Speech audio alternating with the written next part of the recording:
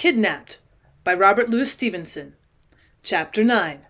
The Man with the Belt of Gold. More than a week went by, in which the ill luck that had hitherto pursued the Covenant upon this voyage grew yet more strongly marked. Some days she made a little way, others she was driven actually back. At last we were beaten so far to the south that we tossed and tacked to and fro the whole of the 9th day, within sight of Cape Wrath and the wild rocky coast on either hand of it. There followed on that a council of the officers, and some decision which I did not rightly understand, seeing only the result, that we'd made a fair wind of a foul one, and were running south. The 10th afternoon there was a falling swell, and a thick, wet, white fog that hid one end of the brig from the other. All afternoon, when I went on deck, I saw men and officers listening hard over the bulwarks. For breakers, they said, and though I did not so much as understand the word, I felt danger in the air, and was excited. Maybe about 10 at night I was serving Mr. Riach and the captain at their supper, when the ship struck something with a great sound, and we heard voices singing out. My two masters leaped to their feet. "She's struck," said Mr. Riach. "No, sir," said the captain. "We've only run a boat down." And they hurried out. The captain was in the right of it. We had run down a boat in the fog, and she had parted in the midst and gone to the bottom with all her crew but one. This man, as I heard afterwards, had been sitting in the stern as a passenger, while the rest were on the benches rowing. At the moment of the blow, the stern had been thrown into the air, and the man, having his hands free and for all he was encumbered with a frieze overcoat that came below his knees, had leapt up and caught hold of the brig's bowsprit. It showed he had luck and much agility, and unusual strength, that he should thus have saved himself from such a pass. And yet when the captain brought him into the roundhouse, I set eyes on him for the first time. He looked cool as I did. He was smallish in stature, but well set and as nimble as a goat. His face was of a good open expression, but sunburnt very dark and heavily freckled and pitted with the smallpox. His eyes were unusually light and had a kind of dancing madness in them that was both engaging and alarming. And when he took off his great coat, he laid a pair of fine silver-mounted pistols on the table, and I saw that he was belted with a great sword. His manners, besides, were elegant, and he pledged the captain handsomely. Altogether, I thought of him at the first sight that here was a man I'd rather call my friend than my enemy. The captain, too, was taking his observations, but rather of the man's clothes than his person. And to be sure, as soon as he had taken off the great coat, he showed forth mighty fine for the roundhouse of a merchant brig, having a hat with feathers, a red waistcoat, breeches of a black plush, and a blue coat with silver buttons and handsome silver lace. Costly clothes, though somewhat spoiled with the fog and being slept in. "Oh, I'm vexed, sir, about the boat," says the captain.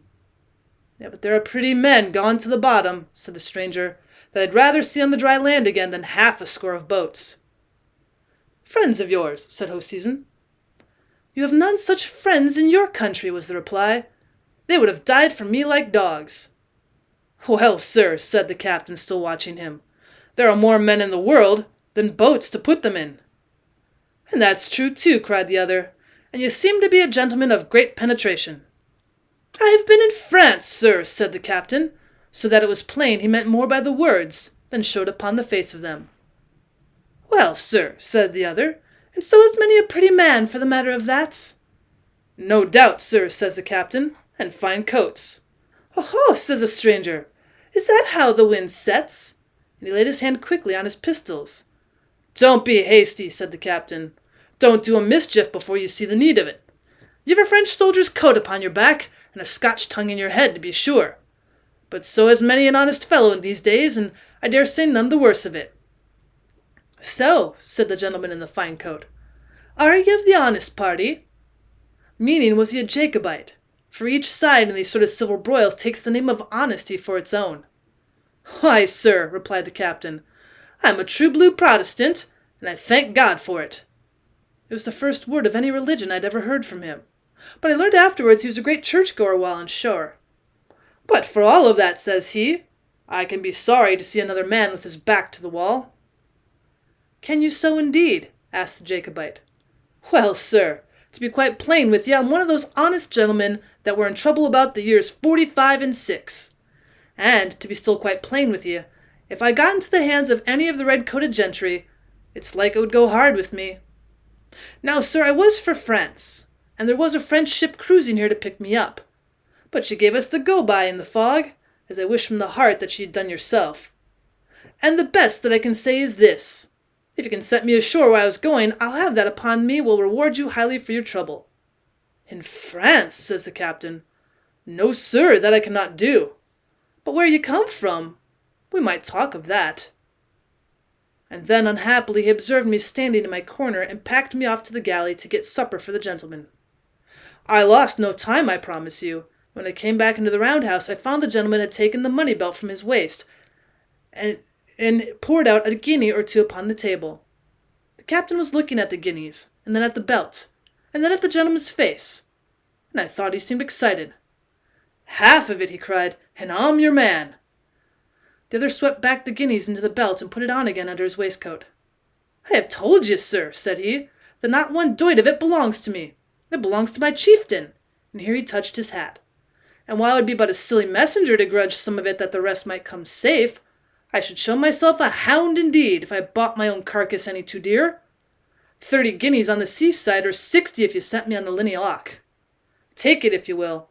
If not, you can do your worst. Aye, said Hoseason.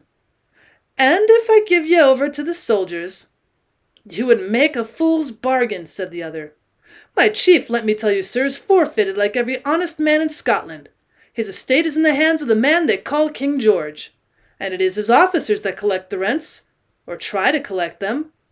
But for their honour of Scotland, the poor tenant bodies take a thought upon their chief lying in exile, and this money's a part of that very rent for which King George is looking. Now, sir, you seem to be a man that understands things. Bring this money within the reach of government, and how much of it'll come to you? Little enough, to be sure, said Hoseason. And then, if they knew, he added dryly. But I think if I was to try that I could hold my tongue about it. Ah, but I'll be gawk ye there, cried the gentleman.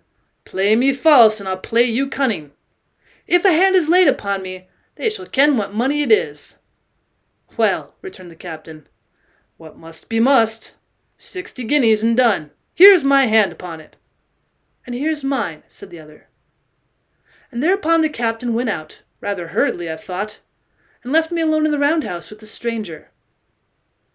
At that period, so soon after the 45, there were many exiled gentlemen coming back at the peril of their lives, either to see their friends or to collect a little money. And as for the Highland chiefs that had been forfeited, it was a common matter of talk how their tenants would stint themselves to send them money, and their clansmen outface the soldiery to get it in, and run the gauntlet of our great navy to carry it across. All this I had, of course, heard tell of. And now I had a man under my eyes, whose life was forfeit on all these accounts, and upon one more, for he was not only a rebel and a smuggler of rents, but had taken service with King Louis of France. And as if all this were not enough, he had a belt full of golden guineas round his loins. Whatever my opinions, I could not look on such a man without a lively interest. So, you're a Jacobite, said I, as I set meat before him. Aye, said he, beginning to eat. And you, by your long face, should be a Whig. Betwixt and between, said I, not to annoy him. For indeed I was as good a Whig Mr. Campbell could make me. And that's nothing, he said. But I'm saying, Mr. Betwixt and Between, he added, this bottle of yours is dry, and it's hard if I'm to pay 60 guineas and be grudged a dram upon the back of it. Well, I'll go and ask for the key, said I, and stepped on deck. The fog was as close as ever, but the swell almost down. They had laid the brig to, not knowing precisely where they were, and the wind, what little there was of it, not serving well for their true course. Some of the hands were still hearkening for breakers, but the captain and the 2 officers were in the waist with their heads together. It struck me, I don't know why, that they were after no good. And the first word I heard as I drew softly near more than confirmed me. It was Mr. Riach crying out as if upon a sudden thought. Couldn't we wile him out of the roundhouse? Well, he's better where he is, returned Hoseason. He hasn't room to use his sword. Well, that's true, said Riach. But he's hard to come at. Huh, said Hoseason. We can get the man in talk, one upon each side, and pin him by the 2 arms. Or if that'll not hold, sir, we can make a run by both the doors and get him underhand before he has the time to draw." Well, at this hearing I was seized with both fear and anger at this treacherous, greedy, bloody men that I sailed with. My first mind was to run away, but my second was bolder. "Captain," said I, "the gentleman is seeking a dram and the bottle's out. Will you give me the key?" They all started and turned about. "Why, here's our chance to get to the firearms," Riet cried, and then to me, "Hark ye, David," he said, "do you ken where the pistols are?" "Aye, aye," put in Hoseason, "David kens. David's a good lad. You see, David, my man, yon wild Highlandman is a danger to the ship, besides being a rank foe to King George, God bless him." I'd never been so bedavided since I came on board, but I said yes, as if all I heard was quite natural. "Well, the trouble is," resumed the captain, "that all our firelocks, great and little, are in the roundhouse under this man's nose. Likewise the powder. Now, if I or one of the officers was to go in and take them, he'd fall to thinking. But a lad like you, David, might snap up a horn and a pistol or two without a remark. And if you can do it cleverly, I'll bear it in mind when it'll be good to you to have friends. And that's when we come to Carolina." Here Mr. Riach whispered him a little. "Very right, sir," said the captain, and then to myself, "And see here, David, yon man has a belt full of gold. I will give you my word that you shall have your fingers in it." Well, I told him I would do as he wished, though indeed I had scarce breath to speak with, and upon that he gave me the key of the spirit locker, and I began to go slowly back to the roundhouse. But what was I to do? They were dogs and thieves. They had stolen me from my own country, and they'd killed poor Ransom. And was I to hold the candle to another murder? But then, upon the other hand, there was the fear of death very plain before me. For what could a boy and a man if they were brave as lions against a whole ship's company? I was still arguing it back and forth and getting no great clearness, when I came into the roundhouse and saw the Jacobite eating his supper under the lamp. And at that my mind was made up all in a moment. I have no credit by it. It was by no choice of mine, but as if by compulsion that I walked right up to the table and put my hand on his shoulder. "Do you want to be killed?" said I. He sprang to his feet and looked a question at me as clear as if he'd spoken. "Oh," cried I, "they're all murderers here. It's a ship full of them. They've murdered a boy already, and now it's you." "Aye, aye," said he, "but they haven't got me yet." And then looking at me curiously, "Will you stand with me?" "Well, that will I," said I. "I'm no thief, nor yet murderer. I'll stand by you." "Why, then," said he, "what's your name?" "David Balfour," said I. And then thinking that a man with so fine a coat must be like fine people, I added for the first time, "of Shaw's." It never occurred to him to doubt me, for a Highlander is used to see great gentlefolk in great poverty. But as he had no estate of his own, my words nettled a very childish vanity he had. "Well, my name is Stewart," he said, drawing himself up. "Alan Breck, they call me. The king's name is good enough for me, although I bear it plain and have the name of no farm midden to clap the hind end of it." And having administered this rebuke, as though it were something of a chief importance, he turned to examine our defences. The roundhouse was built very strong to support the breaching of the seas. Of its 5 apertures, only the skylight and the 2 doors were large enough for the passage of a man. The doors, besides, could be drawn close. They were of stout oak, and ran in grooves, and were fitted with hooks to keep them either shut or open as the need arose. The one that was already shut I secured in this fashion, but when I was proceeding to slide to the other, Alan stopped me.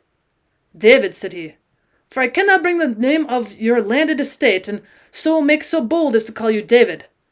That door being open is the best part of my defences." "It would be yet better shut," says I. "Oh, not so, David," says he.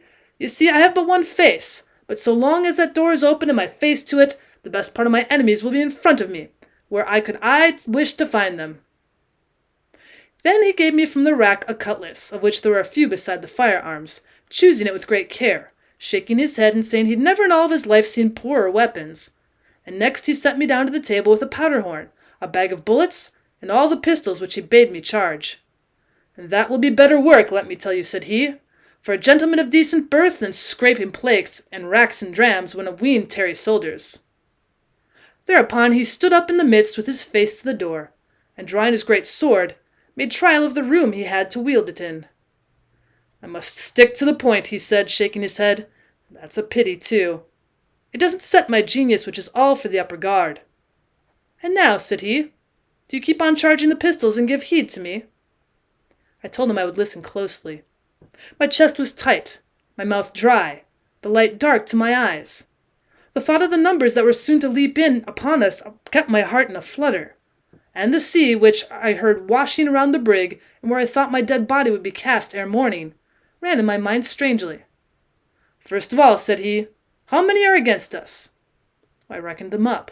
Such was the hurry of my mind, I had to cast the numbers twice. "Well, 15, said I.